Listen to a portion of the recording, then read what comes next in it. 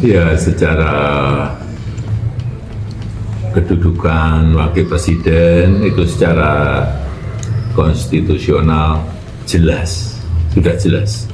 Dan ada undang-undang keprotokolan juga jelas semuanya. Ya sudah, diikuti aja. Tanggapan Jokowi soal posisi duduk Gibran di sidang kabinet.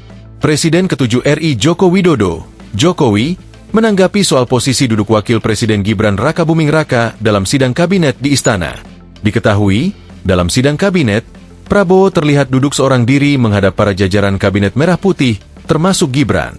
Sementara Gibran terlihat duduk di barisan kursi yang sejajar dengan para menteri lainnya. Adapun kursi para menteri membentuk huruf U yang menghadap ke kepala negara. Ya, secara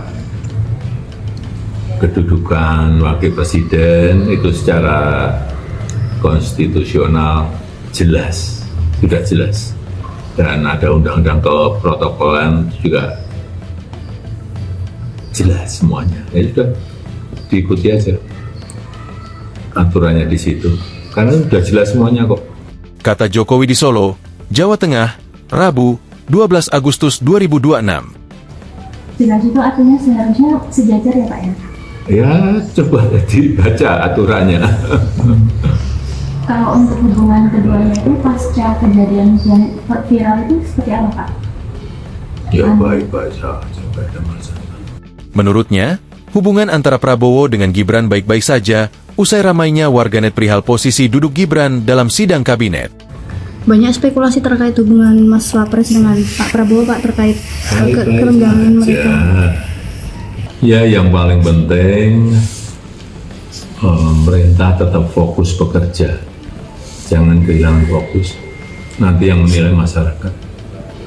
Lanjutnya, sebelumnya, Istana menjelaskan alasan Presiden RI Prabowo Subianto dan Wakil Presiden RI Gibran Rakabuming tidak duduk sebelahan dalam sidang Kabinet Paripurna di Istana Kepresidenan, Jakarta, Senin, 20 Juli 2026. Menteri Sekretaris Negara, Mensesnek, Prasetyo Hadi menjelaskan salah satu alasannya karena Prabowo harus duduk di tengah untuk menggunakan alat bantu teleprompter. Adapun teleprompter itu dipakai karena kepala negara perlu membaca data soal capaian pemerintah selama ini. Di situ karena beliau ingin menjelaskan banyak sekali program.